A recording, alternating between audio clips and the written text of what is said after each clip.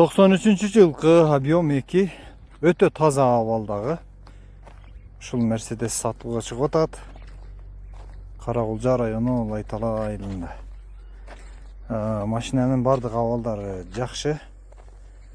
Кенен маалыматты номерлерде калтырабыз. Номерлерге чалып байланышасыздар.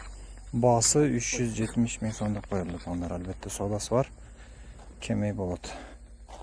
Кимге жаккан болсо чалып байланышсаңыздар болот.